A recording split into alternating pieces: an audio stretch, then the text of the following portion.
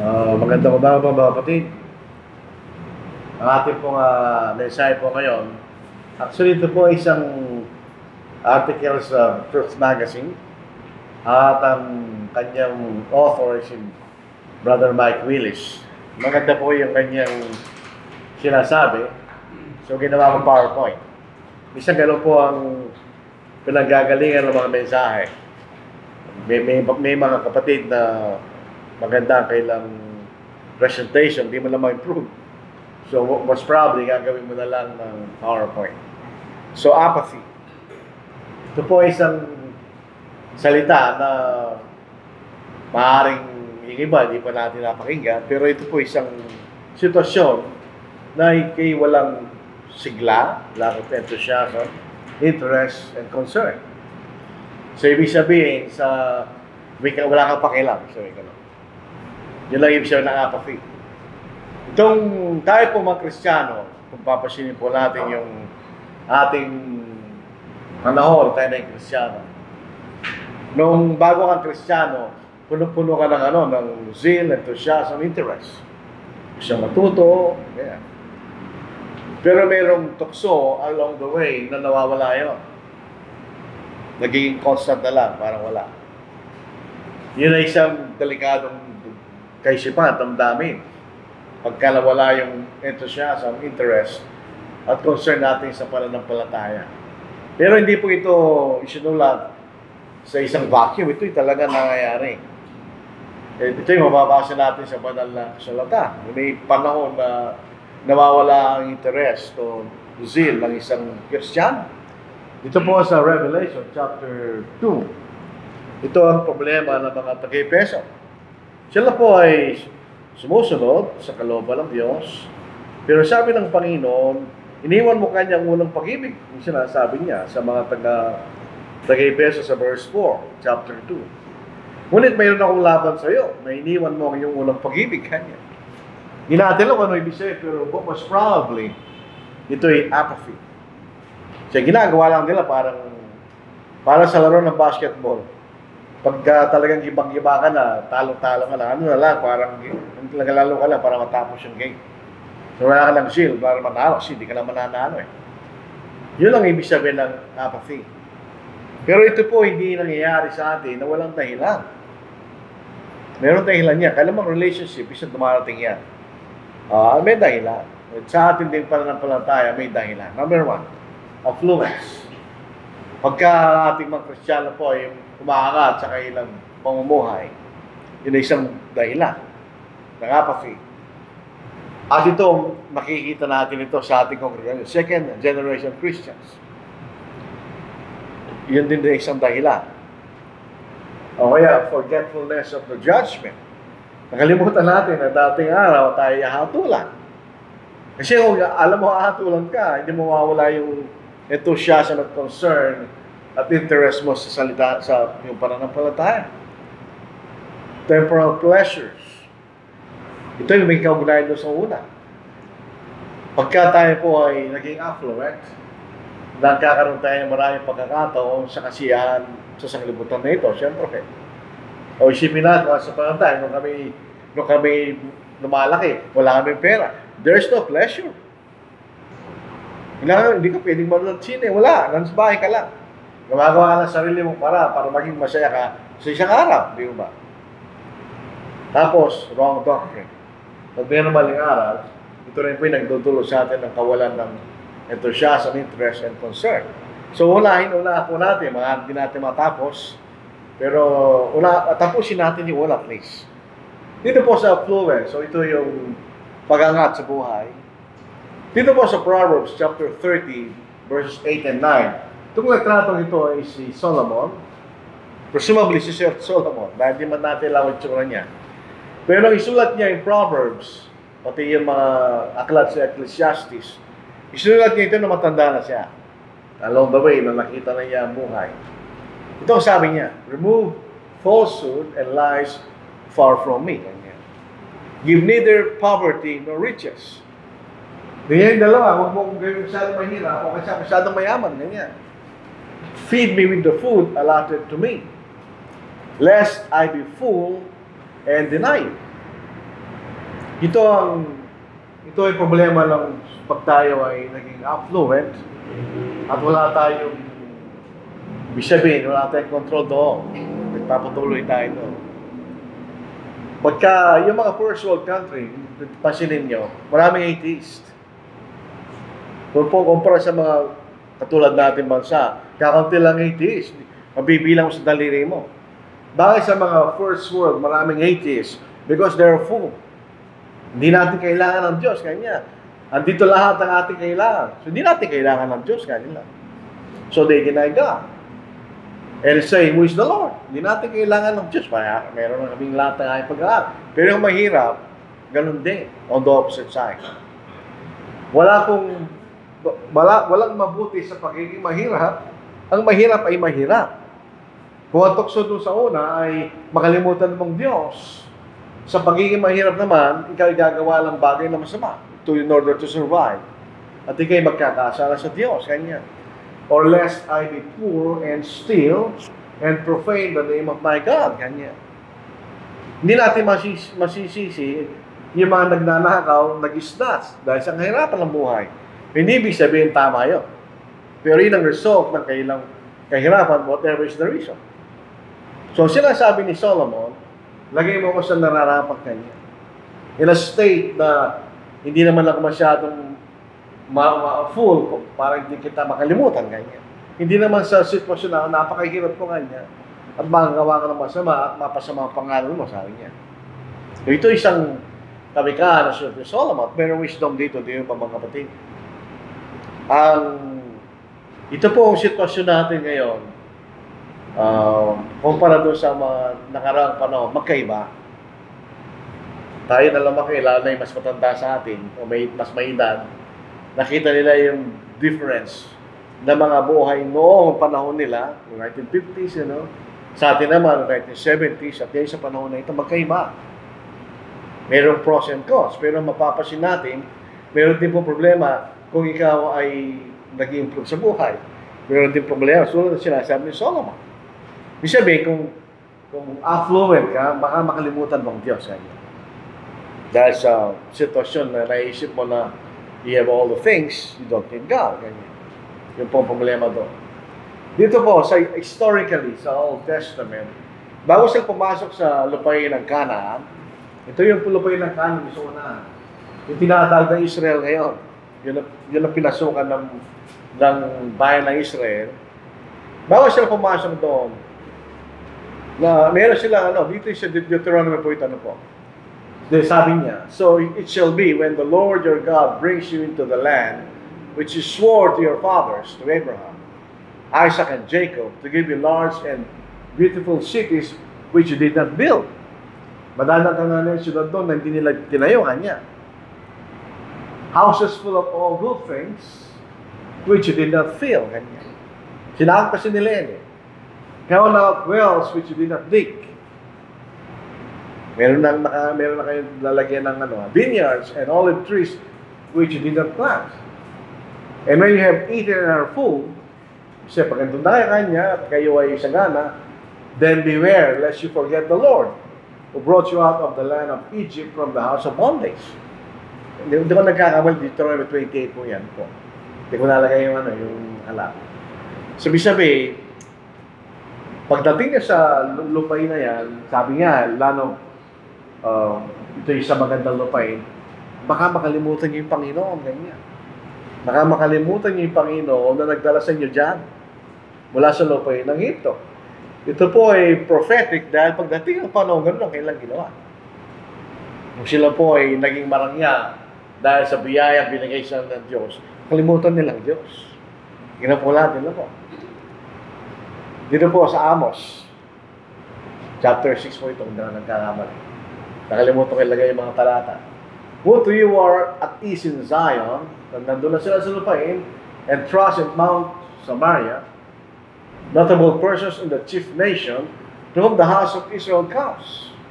Go over to Calne and see, and from there go to Amath the Great, and go down to Gath of the Philistines. Are you better than these kingdoms? Or is their territory greater than your territory? Who to you are who put far off the day of doom, who caused the seat of violence, to come near. Ito yung problema pag nakalimutan mong Diyos. Hindi mo alam na may darating na araw na paghuhukom kanya, na kayo ihukom lang ng Diyos. So, yun ang problema pagka nalimutan mong Diyos. There's a time na sisingil ang Diyos kanya sa mga taga-Israel. Tingnan niyo, Amos chapter 6 nga po ito. Who lie on beds of ivory. Hindi, doon sa mayaman sila. Kasi ninyo, ivory, walang ivory sa Israel. Inaangkat nila sa ibang lugar. Alam po natin ng ivory, nakukuha sa mga elepante, etc. It stretched out on your couches. It lambs from the flock and cows from the midst of the storm, who sing idly to the sound of string instrument, and invent yourselves musical instruments like David, who drink wine from bowls, and anoint yourselves with the best ointments, but are not grieved for the affliction of Joseph. Kayo mayaman kayo, nakalimutan yung paghihirap kanya ng bansang Israel. So, sabihin, may mga mayaman sa Israel, dahil sa kailang kayamanan, nakalimutan nila yung mga ibang kababayan nila na nahihirapan kanya. Hindi nakalimutan nila yung pagsusumikap ni Joseph mula sa Egypt para madala sila sa lupain ng Canaan. So, ito makikita natin. Ang Israel po pumasok sa Canaan noong 1050 BC. And Prophet Amos, chapter 6 yan, prophesied from 765 to 760 BC. So, ito'y mula nung sila'y pumasok hanggang mag-prophesy si Amos, na nakalimutan na nga nilang Diyos kanya. Ito'y sa loob ng 500 taon. So, nung sila'y pumasok sa lupain ng Israel, o Canaan, hanggang sa panahon na ito ni Amos, 500 years. So, Deuteronomy chapter 6, yun ang warning kanina. Ito'y natupad. At ito'y maaaring natupad ng unti-unti bago pa dumating yun. So, ito isang example na ito'y mga tao biniyaan ng Diyos. Sa lahat ng kailang biyaya galing sa Diyos. Wala namang ibang pinanggalingan. Di nga nila pinagpagmura ng lahat ng biyaya niya. Binigay sa kanilang Diyos. Yung warning sa Deuteronomy chapter 6, 10 to 12, totoo yun. Doon na sila sa lugar na yun at sila napunta sa karangian, nakalimutan nilang Diyos. Alam po natin yan kasi pinag-aralan natin ng Isaiah, kaya sila naging alipin sa ibang lupain. Dahil nakalimutan nilang Diyos. So ito isang classic ng halimbawa na pag sila naging mayaman, ano nangyari? Nakalimutan nilang Diyos. Nakalimutan nila yung paghihirap ng bahay nila. Walang interest sa kanila. Sa ating karangian, which is not, hindi man masama yun, not necessarily, tayo po'y mag-ingat, baka makalimutan natin ang Diyos. O tayo maging mapagpabaya sa ating pagpupuri sa Kanya, na tayo maihiwalay sa Kanya eventually. Yun po ang danger ng affluence kung minsan. Pag hindi tayo nag-iingat. Eh bakit naman masama kung tayo po ay maayos sa buhay? Basta wag natin kalimutan ng Diyos. Hindi tayo magbabago sa ating paglilingkod sa ating Diyos na nagbigay sa atin ng lahat ng biyaya. O kaya, ito po ang problema ng mayaman. Hindi natin problema ito kasi ako, hindi ka man alam kung paano magkaroon maraming pera. Hindi pa naranasan yun eh. Saktong-sakto lang palagi sa buhay mo.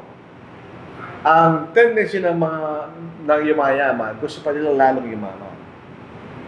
There is no time frame kung saan sila hinto. So, the temptation to overindulge. Pag naranasan mo, tapos gusto mo dumami. Yun ang tendency ng mayaman. Yun ang time frame ng mga mindset ng mga mayaman actually. Gusto nila dumami ngayon lang kayo. In the final analysis, anong gagawin mo sa pera mo? Kasi nag-iisip ako, kung meron akong ganito karami, anong gagawin ko? Anong gagawin mo doon? Sobrang dami ng pera mo, anong gagawin mo po? Sabi nga ni Andy Garcia, hindi ko makalimutan, matalino yung tao yan eh. Sabi niya, I work so I can spend, kanya. Eh kung nasa bangko yung pera ko, anong tutuloy sa akin kanya? Ang bagong himayaman, ano gagawin ko kanya? Yung pinagpaguran ko kanya. So why is that spend? Dahil may naman dahilan, ba't ako nagtatrabaho kanya? Yun ang sabi niya. Pero wisdom doon. Pero hindi naman dapat hindi ka nagtatago ng pera mo, di ba? Sa Luke chapter 12, verse 16, then spoke a parable to them, saying, the ground of a certain rich man yielded plentifully. Marami kanya ani. And he thought within himself, saying, what shall I do? Since I have no room to store my crops. So he said, I will do this. I will pull down my barns and build greater, and there I will store all my crops and my goods. Ito po actually yung tsura ng mga kailang yung barn nila. So gagawin niya, gagawa ko lang siya lalaki. Para yung aking maraming ani doon ko ilalagay. And I will say to my soul, you have many goods laid up for many years. Take your ease, eat, drink, and be merry. Yun ang mindset ng tao, di ba? But God said to him, fool, this night your soul will be part of you. Then whose will those things be which you have provided? Saan pupunta yun? Yun ang sabi ni Solomon sa Ecclesiastes, kahit na kanya yung pinagpaguran ko kanya, walang kwenta. Bakit? Baka yung darating sa pagkatapos ko, hindi siya marunong ganyan. Anong gagawin niya sa akin? Pinagpaguran ganyan. Yung sabi ni Solomon. So he will lays up treasure for himself and is not rich toward God. Ganyan. So dalawang klase mayaman.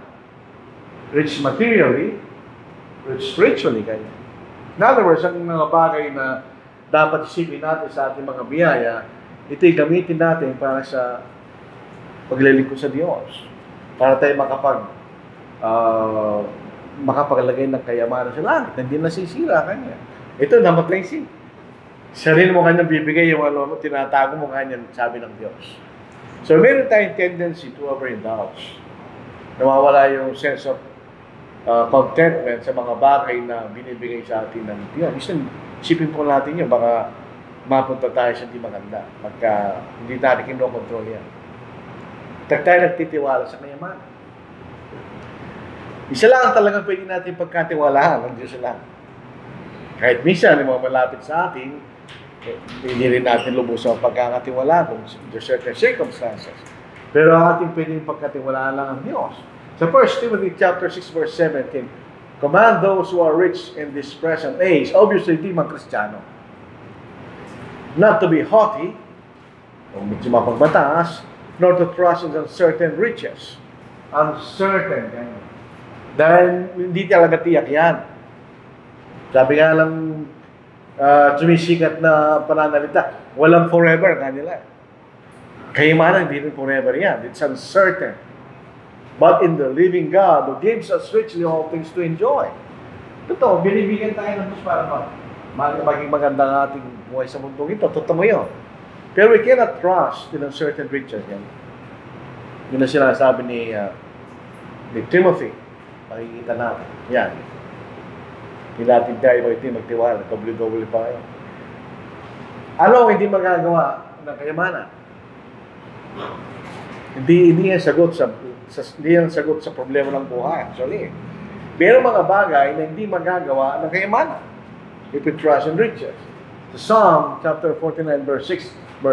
Those who trust in their wealth and boast in the multitude of their riches.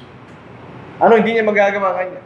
None of them can by any means redeem his brother, nor give to God a ransom for him. Hindi mo siya maniligtas kanya.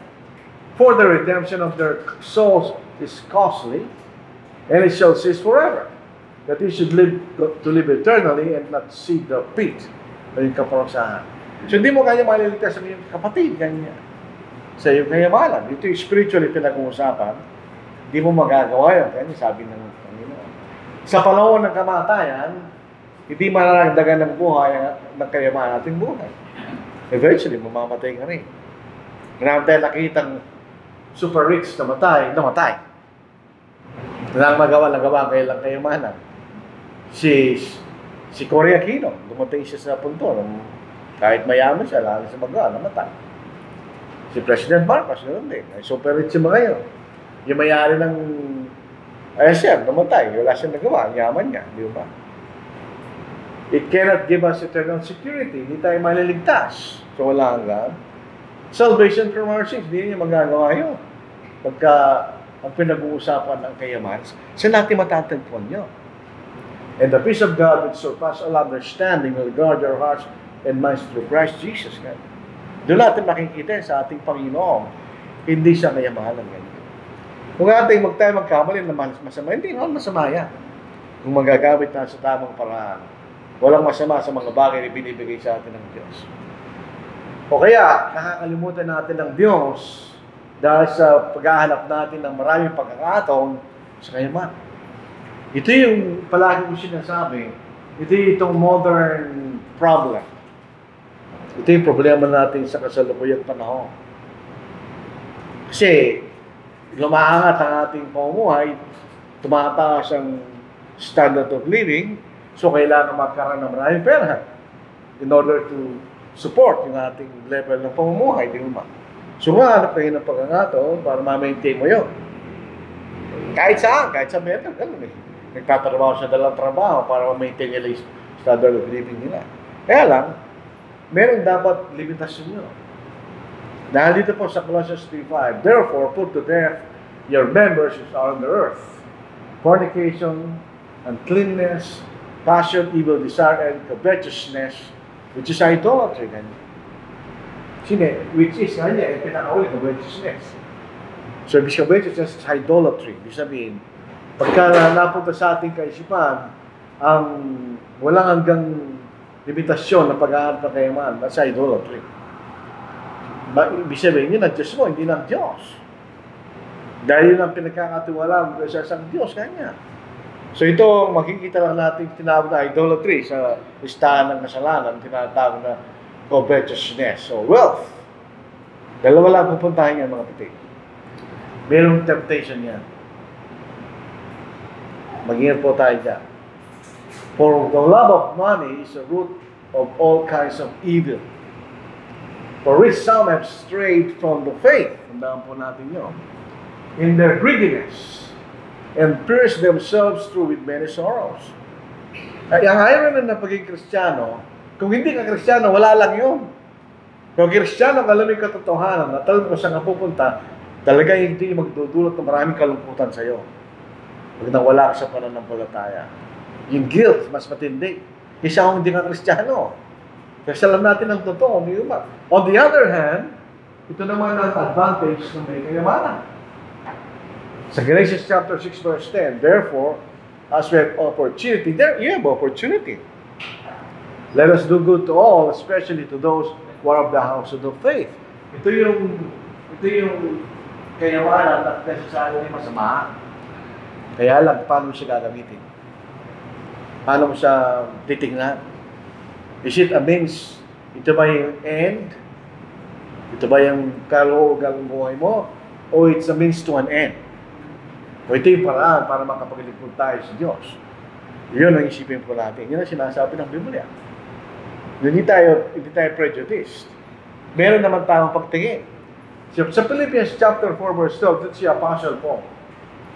I know how to be abased, and I know how to abound. So si Apostle Paul, alam niyang naging mayaman siya, naging mahirap din siya kanya. Everywhere in all things, I have learned both to be full and to be hungry, and to both to abound and to suffer need. Kanya. Alam ko yan, alam ni Pablo yan, dinaanan niya lahat. So nalaman niya, siya'y nahirapan, siya'y yumaman, pero alam niya kung paano nilagay yung sarili niya. Hindi siya nawala sa pananampalataya. So dito po sa John, punta tayo second generation Christians. Anong pagkakaiba sa first generation at sa second generation? Malaking pagkakaiba. Kako, first generation ako dahil Katoliko ko dati. So ako nalaman yung katotohanan at pinaglaban mo yung katotohanan. Hindi mo yung Katoliko, di ba? Maraming problema yun. Dahil kamag-anak mo Katoliko, kaibigan mo Katoliko, ako nag-aaral pa ako sa isang Catholic school. Noong ako'y naging Kristiyano. Ang nagpapaaral sa akin, yung eskwelahan, nalaman kami pera eh. Pero ako'y naging Kristiyano, no? So, merong risk in that sense, di ba? Pero second generation Christians, hindi sila gano'n. Sila yung pinanganak ng mga magulang ay Kristiyano. So, hindi sila nag-struggle against false doctrine dahil sila yung nabuhay sa isang tahanan ng mga Kristiyano. Ang kailang paniniwala na nakikisan nila ay katotohanan. So ang wala sa kanila, yung feeling ng struggle at yung pagsusumika na makapunta ka sa katotohanan. Dahil binigay na sa kanila. Dahil sila pinanganak. Yun ang problema ng second generation. Alayo sa kanila yung yung appreciation na galing sila sa mali at nakita nila yung totoo. Parang nilagay nila yung katotohanan ng silver platter, ganyan. Sila yung pinanganak sa isang tahanan ng mga Kristiyano. Which is not necessarily na masama, pero may epekto. Lahat ng problema sa mga congregation ay nagagaling sa mga second generation Christians. Sa mga issues, hindi nila alam yan. Hindi nila alam yung mga issue na napaloob sa iglesia, hindi nila alam. Hindi katulad natin na alam natin, sila hindi nila alam yan. So iba yung pagtingin nila, isa sa ating pagtingin. So yun po problema ng mga second generation Christian, po. Tayo, galing sa denomination. Kaya ka naging first generation ka. Nanggaling ka doon. Nagpaglaban ka sa mali. Tinanggapin ka totohanan. Yan ang ginawa po natin. Pero, so tayo, nakita natin ang totoo.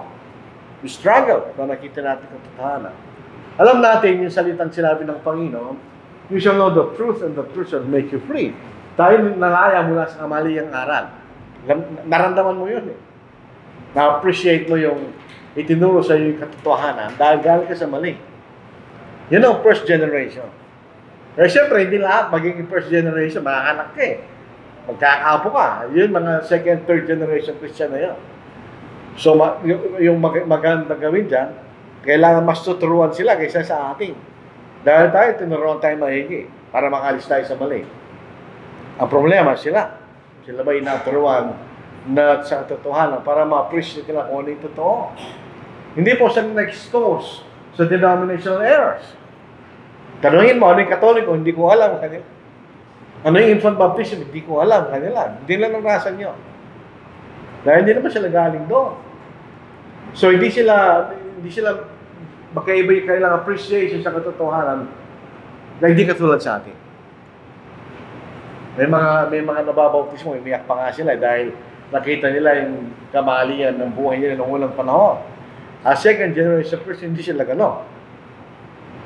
Kabisa, ang problema, yung mga second generation Christians were never converted in the first place. Hindi sila talaga naniwala. Maraming dahil ba't sila nagpabautismo? Number one, to please their parents. Nakamagalit sa akin si Papa kanya. Pabautismo siya. Pero hindi siya naniwala. O kaya, yung kayo naman kaibigan, at kayo naman kamag-anak, na bautismuhan, so pabautis din ako, naranasan niya, di ba? Okay. O kaya, yun ang mabuting gawin. Pero hindi talaga sila na-convert in the sense na naniwala sila, nakita nila, tawa-nawa kung ano yung katotohanan. Nakita nila yung kailang kalagayan ng makasalanan, so kailangan silang umalis doon. Totoo ito, di ba? Naranasan natin eh. Dahil tayo ngayon, umalis na tayo sa first generation, halos lahat sa atin, second generation na. So ito ay yung kasalukuyang stress ng ating congregation. Second generation Christians. Hindi nila na talaga naramdaman na sila magkasalanan. Ito katulad natin, nung tayo nasa Katoliko, alam mo, makasalanan talaga naman. Makasalanan ka talaga at mali talaga yung binanggalingan mo. So dito sa Ephesians chapter 2 verse 1, yung mga Gentiles, alam nila, dati sila yung mga makasalanan. Sila yung nasa maling paniniwala at namumuhay sila sa maling paniniwala. Okay, dito po sa Ephesians chapter 2, and you he made alive who are dead in trespasses and sins. Kaya tayo nagpabaptize, alam natin, yun ang ating kalagayan. Therefore, remember that you once Gentiles in the flesh who are called uncircumcision by what is called the circumcision made in the flesh by hands. That at that time you are without Christ, being aliens from the commonwealth of Israel, and strangers from the covenants of promise, having no hope and without God in the world. Yun ang ating kalagayan noon. At nakita natin yun. Baka sa mga second generation Christian, hindi ganoon ang kailang pagtingin. Kaya ano sila na-baptize, hindi nila nakita yung kalagayan na sila yung makasalanan. Hindi katulad ng mga first generation, halos lahat ng first generation Christians. At hindi siya nagkaroon ng pananampalataya sa salita ng ating Panginoon. Hindi katulad natin kasi nung nabaptize tayo, nagsasalita siya, etc. So then faith comes by hearing, and hearing by the word of God. Bisa ito yung problema ng mga second generation. Hindi nila na-appreciate ang salita ng Diyos. Kaya itong makikitang nagkakaroon silang walang interest, nagkakaroon enthusiasm, hindi nila appreciate. They were not converted in the first place. So magkakaroon ng interest sa pananampalataya. So ito isang katotohanan, mga kapatid. At hindi siya karoon ng desire to grow in the grace and knowledge of the Lord Jesus Christ. Alam niyo, ako, by experience, kami dalawa ni Ronnie ron eh. Nung bago ng magbautisman, naghahalap talaga kami. Susulat, notes. Interesado ka, mga tumuto. So, second generation Christian, baka wala yun. Yung interest na gano'n kasi, at dyan sila sa church eh. Nag-aatin na siya, gasang mala sila. 1 Peter chapter 2, verse 2. As newborn babes, desire the pure milk of the word, that you may grow thereby, if indeed you have tasted that the Lord is gracious. In other words, if indeed you are converted, na nakita mo ang kawangan ng Panginoon, kaya pinatawad ka.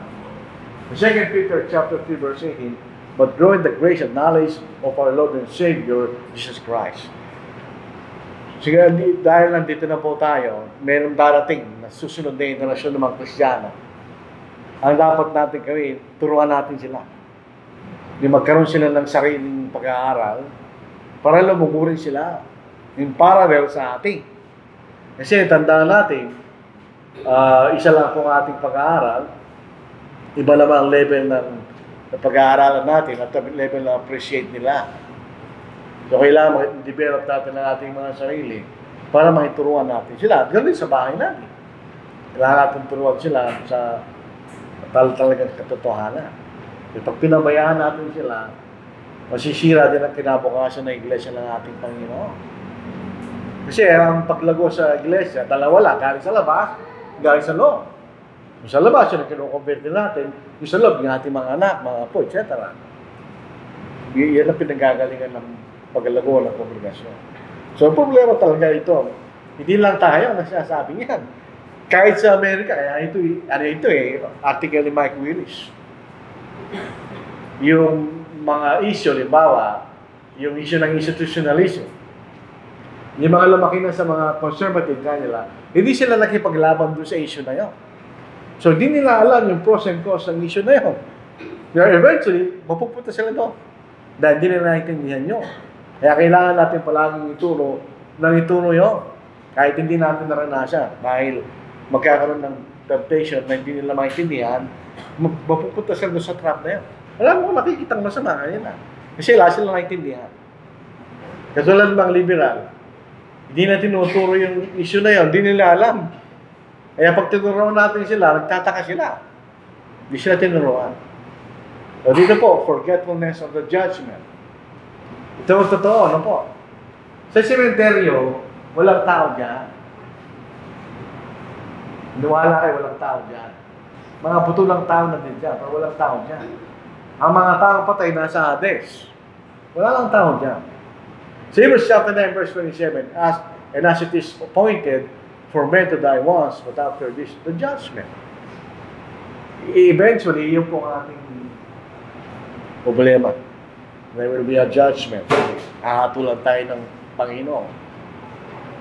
So, hindi natin dapat kalimutan yun kasi iyan lang lahat na ahantungan ng lahat ng tao. Buhay at patay. Kung datatang tayong buhay, makahatulan pa rin tayo. Kung patay tayo, bubuhay tayo maguli, ahatulan din tayo. So, nakakalimutan niyo. Nakakalimutan niyo. So, dahil nakalimutan yan, siya, bakit ka naghahanda? Bakit ka nagsusikap? Dahil alam mo, may judgment. Pero kung napakalimutan mo yun, mawawala yung pagsisikap mo. mawawala yung interest mo, di ba? Kalimutan mo na mayroong judgment. Yung makikita natin, observe natin sa mga tao,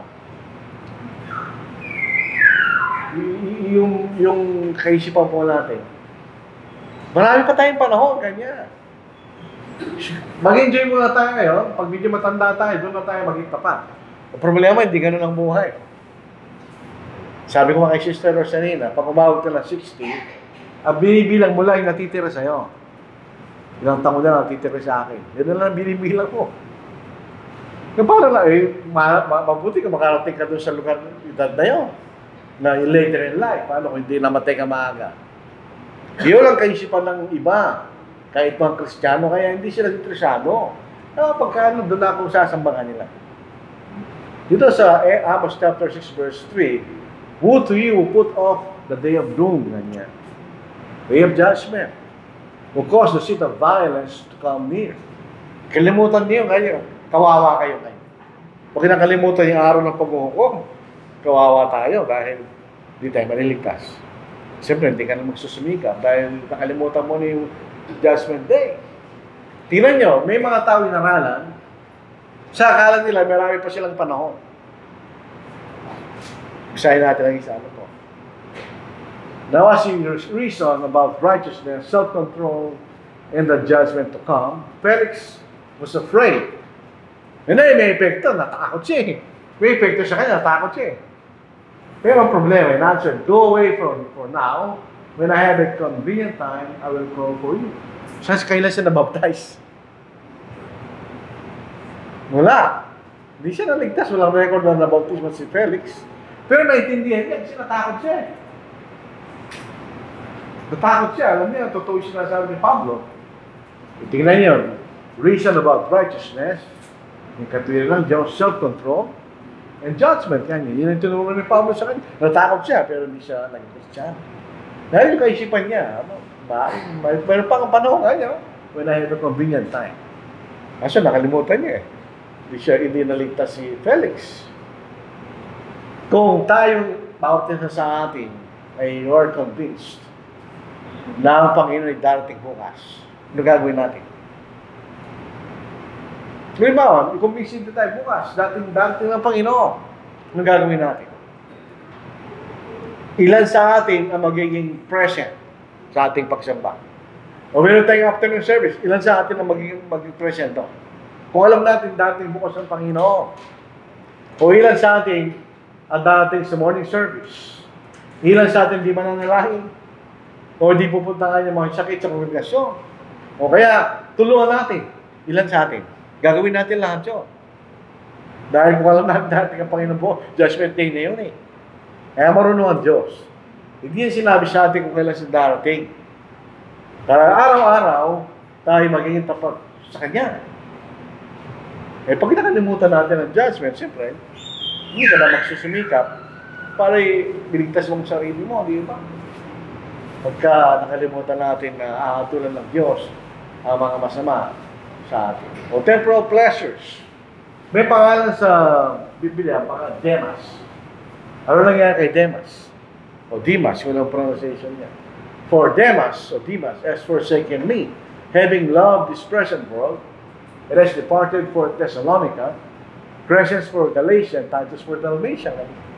Itong dalawa, hindi sila nagkasala. Hindi paglilingkod sa Panginoon niya. Itong isa, walis eh. Because of this present world, kanya.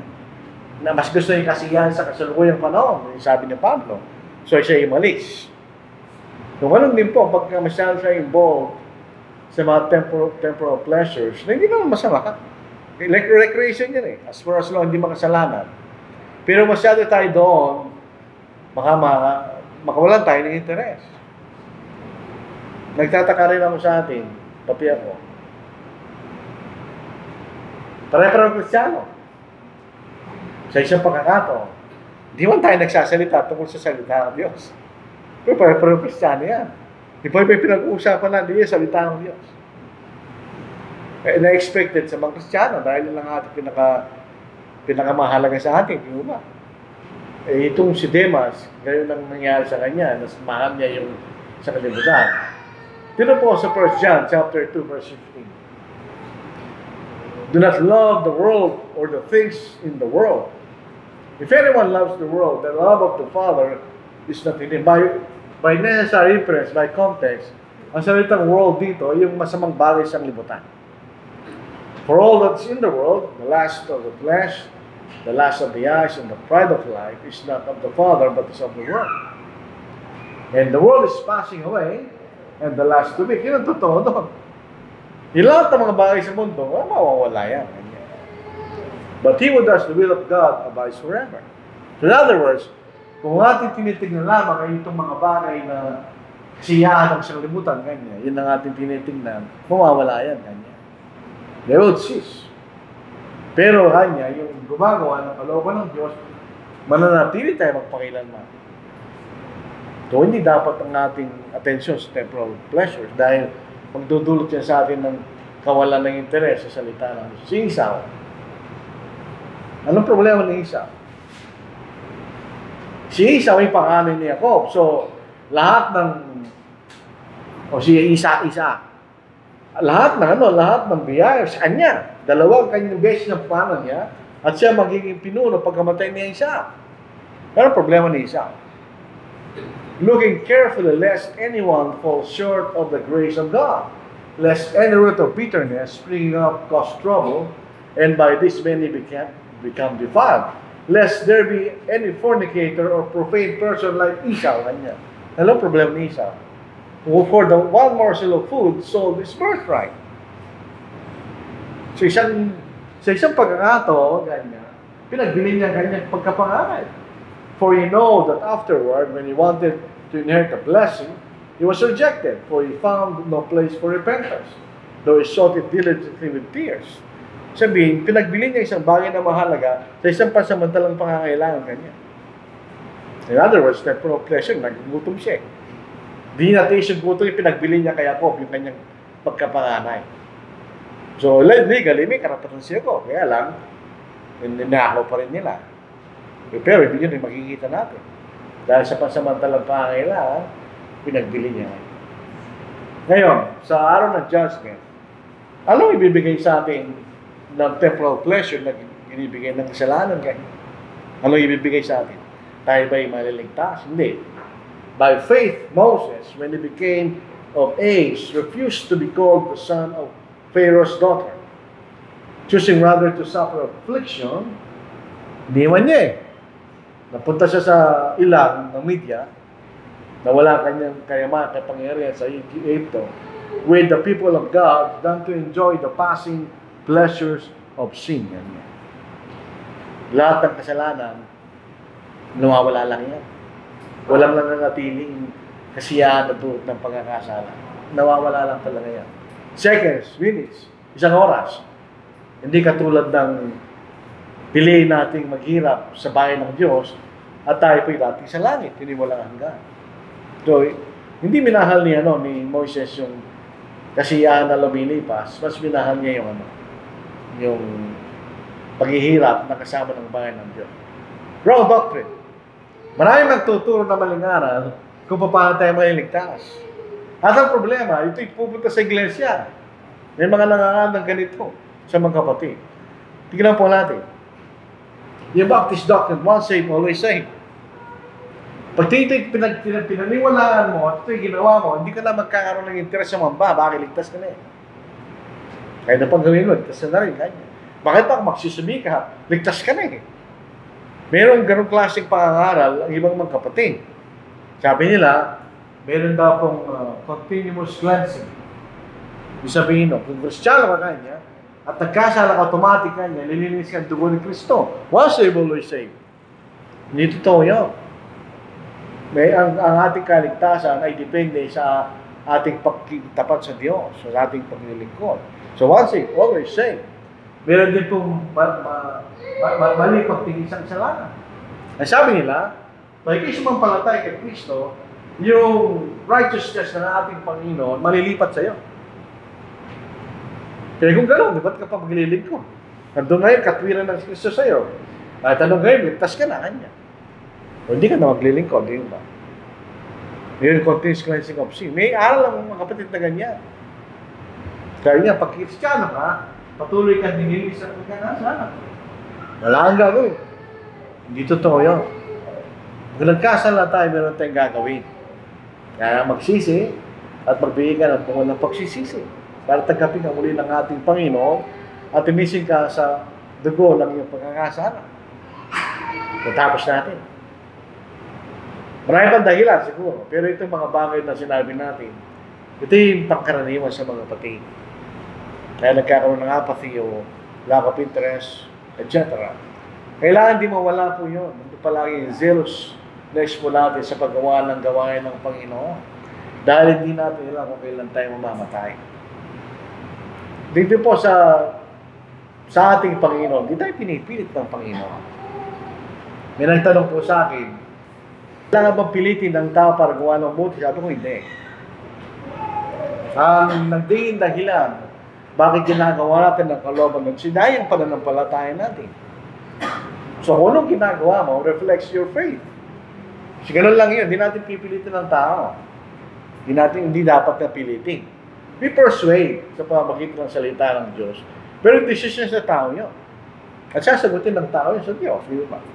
Sa ibang mga denomination, pipilitin ka nila. Gagawa sila ng paraan para gawin mo talaga. May gagawin mo talaga, matatakot ka eh. May takot na ibigay sa'yo. Sa atin, ang takot sa atin, ay takot sa Diyos.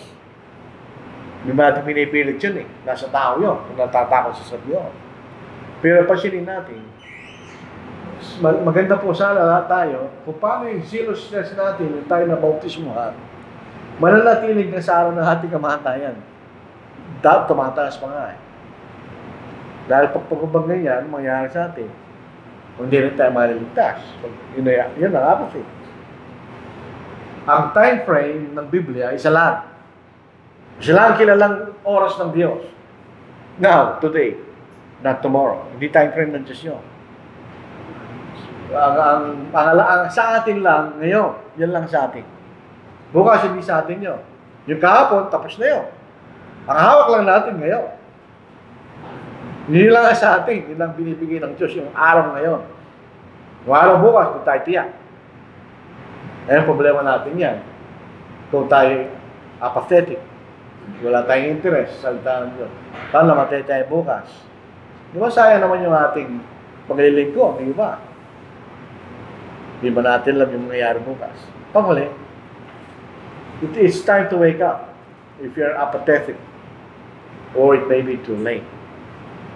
Pag andun na sa kabaho, at nangangaral na yung mga aral, hindi para siya, kundi para sa mga buhay, that's too late. Wala na tayong magagawa doon. Sabi nga ng Panginoon, gawin natin ang magawa nagsugo sa akin abang araw. Kanya. Dumarating ang gabi na wala lang tao makagawa. Hindi po yun literal. Yung sinasabi ng Panginoon, gawin natin ang gawa ng nagsugo abang tayo buhay, kanya. Dahil pag tayo namatay na, wala na tayong magagawa. So today, sabi nga po ni Apostle Paul, today, ito ang araw ng kaligtasan. Tomorrow may be too late. Sa mga bagay na nangyari, wala tayong magagawa to. Pero sa mga bagay na di pa nangyari, meron tayong magagawa. Sa mga bagay na pag-ipo natin dito, meron pa tayong magagawa. So, mawala yung apathy. Papatayin sa atin, unti-unti. Yun ang problema yan, unti-unti. Mamatay sa atin, hindi natin napapansin. Hanggang sa po, napatay ka na pala sa pananampalataya. Wala na yung pananampalataya mo. Kahit pupunta ka pa rin ito, wala na yung pananampalataya mo. Yung sinasabi ni Pablo sa yung Panginoon sa Tagay-Peso, inaliman mo yung first love mo kanya. In the process, matandito ka. Dahil sa magmamahal sa Panginoon. So, dapat palagi yung totoo yun, hindi nawawala. Pag nawala yun, dito ka, pero wala na yung pagmamahal sa Panginoon, wala na pananampalataya. Eventually, hindi rin tayo maliligtas. So, ito po ang ating mensahe po sa umaga po ito. So, maraming salamat mga kapatid.